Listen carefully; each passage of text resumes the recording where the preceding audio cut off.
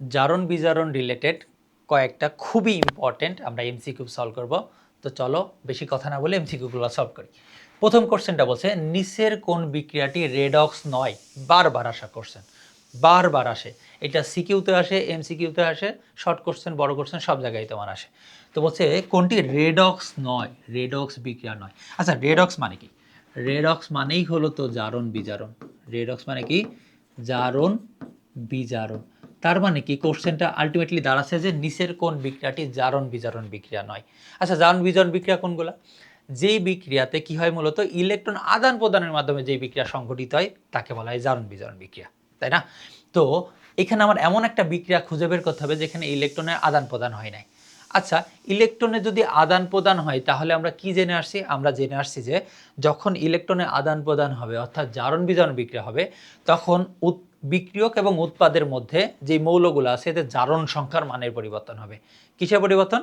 জারণ সংখ্যার মানের পরিবর্তন। তাহলে এর ভিতরে আমার খুঁজে বের করতে হবে কোন বিক্রিয়াতে জারণ সংখ্যার মানের কোনো পরিবর্তন ঘটে নাই, সেটা হবে নন রেডক্স বিক্রিয়া। বাদ বাকিগুলো হবে রেডক্স বিক্রিয়া। খুব সহজে আমরা বের করবো। চলো তো প্রথমে দেখো তো, খেয়াল করো এখানে জিঙ্ক আছে প্রথমে, ক নাম্বার অপশন। তাহলে জিঙ্ক যেহেতু একা একা আছে তার মানে জিঙ্কের জারণ সংখ্যা 0।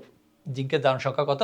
0। ডান দিকে খেয়াল করো তো, জিঙ্ক সালফেট আছে, তাহলে সালফেট যেহেতু 2 তাহলে জিঙ্ক কত হয়েছে বলো তো? 2+। দেখো এখানে সালফেট 2 আছে, তাহলে খেয়াল করো তো জিঙ্ক এদিকে 0 ছিল, এইদিকে 2+ হয়ে গেছে।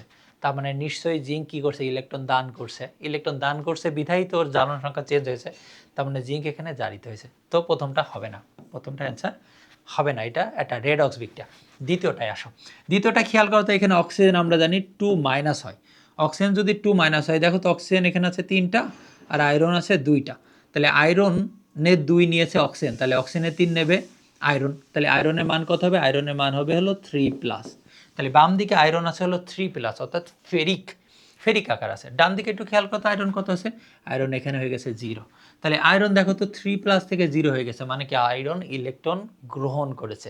যেহেতু আয়রন ইলেকট্রন গ্রহণ করছে মানে আয়রন কি হয়েছে এখানে? আয়রন এখানে বিজারিত হয়েছে। সো এটাও একটা নন রেডক্স বিক্রিয়া হবে না। লাস্টেরটা একটু দেখি তো। দেখো তো এখানে কপার আর অক্সাইড আছে, মানে কিউপ্রিক অক্সাইড তৈরি করছে। অক্সিজেন কত হয়? অক্সিজেন হলো 2-। অক্সিজেন কত? 2-। তাহলে এখানে কপার কত আছে? 2+। কিন্তু ডান দিকে কপার কত আছে দেখো তো? 0 না? ডান দিকে কপার 0। তাহলে কপার কি করছে? 2+ থেকে 0 হয়েছে, অর্থাৎ ইলেকট্রন গ্রহণ করছে। আর ইলেকট্রন গ্রহণ মানে কি? ও বিজারিত হয়েছে। তার মানে এখানে জারণ বিজারণ ঘটছে, এইটাও নন রেডক্স বিক্রিয়া হবে না। তাহলে নিশ্চয়ই গ নাম্বারটা লাস্ট পড়ে আছে, এইটা অ্যান্সার হওয়ার কথা। চলো লাস্টে এইটা দেখি। এখানে আছে সোডিয়াম হাইড্রোক্সাইড আর HCl। সোডিয়াম হাইড্রোক্সাইড হলো একটা ক্ষার আর HCl হলো একটা অ্যাসিড। অ্যাসিড এবং ক্ষারের বিক্রিয়াকে কি বলা হয়? অ্যাসিড এবং ক্ষারের বিক্রিয়াকে বলা হয় প্রশমন বিক্রিয়া। কি বিক্রিয়া বলা হয়? প্রশমন বিক্রিয়া। তোমরা মনে রাখবা, প্রশমন বিক্রিয়া মানে অ্যাসিড ক্ষারের বিক্রিয়া অলওয়েজ নন রেডক্স বিক্রিয়া। কেন নন রেডক্স বিক্রিয়া সেটা একটু আমরা ব্যাখ্যা করি। সোডিয়াম এখানে আছে প্লাস, OH আছে মাইনাস, হাইড্রোজেন প্লাস, Cl-। দেখো তো ডান দিকে সোডিয়াম প্লাস, ক্লোরিন মাইনাস, বাম দিকে যা ছিল ডান দিকেও ঠিক তাই আছে, কোনো আয়নের চেঞ্জ হয় নাই। এবং পানি ভাঙলে আমরা আলটিমেটলি হাইড্রোজেন প্লাস আর OH মাইনাসই পাবো আমরা। মেনলি কী হয়েছে? OH মাইনাস আর হাইড্রোজেন মিলে এই পানিটা তৈরি হয়েছে। ঠিক আছে? তো তাহলে আমরা দেখতে পাচ্ছি বাম দিকে যা যা আয়ন আছে ডান দিকে ঠিক তাই তাই আয়ন আছে, সেম জিনিস আছে। কোনো ইলেকট্রন গ্রহণও হয়নি, ইলেকট্রন ত্যাগ হয়নি। কেন বুঝলাম আমরা? কারণ এখানে কোনো আয়নের চেঞ্জ হয় নাই। সো এইটাই হলো আমার নন রেডক্স বিক্রিয়া। এটা হলো কি আমার নন রেডক্স বিক্রিয়া। এইটা হলো আমাদের অ্যান্সার। আশা করি বুঝতে পারছো কীভাবে খুব সহজে আমরা উইদিন 10 সেকেন্ড আমরা এগুলো অ্যান্সার বের করে ফেলবো। ওকে, দ্বিতীয় কোশ্চেনটায় আমরা একটু যাই। দ্বিতীয় কোশ্চেনটা বলতেছে যে এখানে একটা বিক্রিয়া দেওয়া রয়েছে, দেখো তো ক্লোরিনের সাথে 2টা ইলেকট্রন গ্রহণ করা হয়েছে, করে 2টা ক্লোরাইড আয়ন তৈরি করা হয়েছে। বিক্রিয়াটা একটু খেয়াল করো তো, এখানে ক্লোরিন 2টা ইলেকট্রন গ্রহণ করছে, 2টা ক্লোরিন করে 2টা ক্লোরাইড আয়ন তৈরি করেছে। বলছে যে বিক্রিয়ায় ক্লোরিন কি, মানে ক্লোরিনকে আমরা কি বলে ডাকবো। ঠিক আছে, তাহলে একটু খেয়াল করো তো, ক্লোরিন এখানে ছিল, ওর জারণ সংখ্যা ছিল 0, আর এখানে জারণ সংখ্যা কত হয়েছে? -1।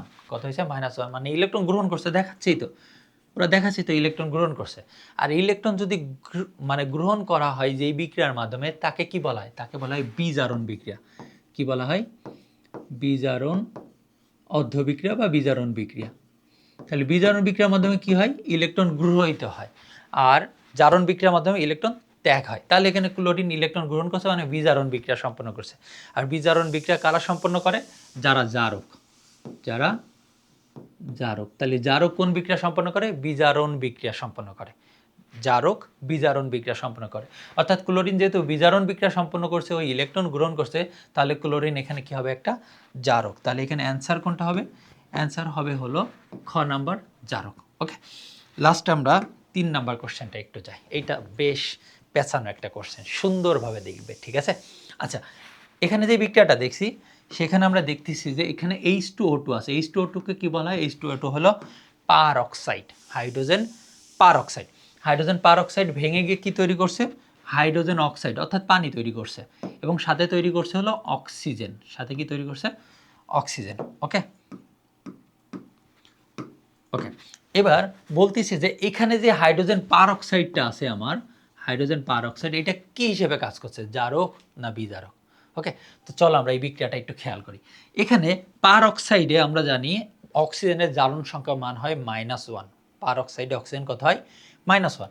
তাহলে অক্সিজেন এখানে আছে হলো -1 আকারে, মানে -1 মানে মাইনাস দিলেই হবে। হ্যাঁ, এখানে অক্সাইডে অক্সিজেন কি আছে? অক্সিজেন আছে হলো 2- আকারে, দেখো। আর এই শুধু অক্সিজেন যেটা, এটা আছে 0। তাহলে খেয়াল করো, এখানে যে দুইটা অক্সিজেন ছিল আমার, এই দুইটা অক্সিজেনের একটা অক্সিজেন কি হয়েছে? O2- রূপান্তরিত হয়েছে। আর একটা অক্সিজেন কিসে রূপান্তরিত হয়েছে? 0-তে রূপান্তরিত হয়েছে। তাহলে খেয়াল করো তো এখানে মূলত কি হইলো? নিচের এই বিক্রিয়াটা, এই বিক্রিয়াতে কি হয়েছে? ও ছিল হলো -1, কি ছিল? -1 ছিল হলো -1 থেকে কনভার্ট হয়েছে হলো -2-তে। -1 থেকে কনভার্ট হয়েছে -2-তে। তাহলে জারণ সংখ্যা কি হয়েছে? হ্রাস পাইছে। জারণ সংখ্যা হ্রাস পাওয়া মানে কি? জারণ সংখ্যা হ্রাস পাওয়া মানে ইলেকট্রন গ্রহণ করা। জারণ সংখ্যা হ্রাস পাওয়া মানে ইলেকট্রন গ্রহণ করা। তাহলে এখানে ইলেকট্রন গৃহীত হয়েছে। তাহলে এই বিক্রিয়াটাকে আমরা বলি একটা বিজারণ বিক্রিয়া। এটা একটা বিজারণ বিক্রিয়া। ওকে, এটা আমরা লিখতে পারলাম। উপরেরটা খেয়াল করো তো, উপরে কত ছিল আগে? প্রথমে ছিল হলো -1, -1 থেকে ওরা হয়েছে 0। তাহলে -1 থেকে তো 0 বড়, মানে জারণ সংখ্যা বৃদ্ধি পেয়েছে। আর জারণ সংখ্যা যখন বৃদ্ধি পায় মানে কি? ইলেকট্রন ত্যাগ করছে। আর ইলেকট্রন ত্যাগ করার বিক্রিয়াকে কি বলা হয়? জারণ বিক্রিয়া। কি বিক্রিয়া? এটা একটা জারণ বিক্রিয়া। তার মানে এই পার অক্সাইডে যেই দুইটা অক্সিজেন আছে, এর ভিতরে একটা জারিত হয়েছে আর একটা বিজারিত হয়েছে। তাহলে একটা অক্সিজেন যে জারিত হয়েছে সে বিজারক, আর যে বিজারিত হয়েছে সে হলো জারক। তার মানে এই দুইটা অক্সিজেনের ভিতরে একটা জারক এবং একটা বিজারক হিসেবে কাজ করছে, কারণ জারণ বিজারণ দুইটা বিক্রিয়া সম্পন্ন করছে। তাহলে এখানে অ্যান্সার কোনটা হবে? শুধু জারক না।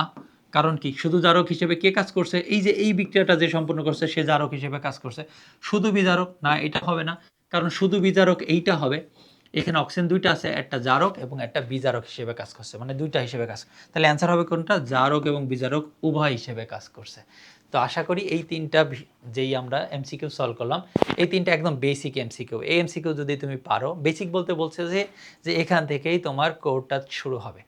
এই তিনটা এমসিকিউর ভিতরে কোনগুলা তুমি নিজে নিজে অ্যান্সার করতে পারছো অবশ্যই কমেন্টে জানাও, এবং এই রিলেটেড এমসিকিউগুলো আরও পেতে চাইলে আমাদের চ্যানেলে সাবস্ক্রাইব করে দাও। ধন্যবাদ সবাইকে।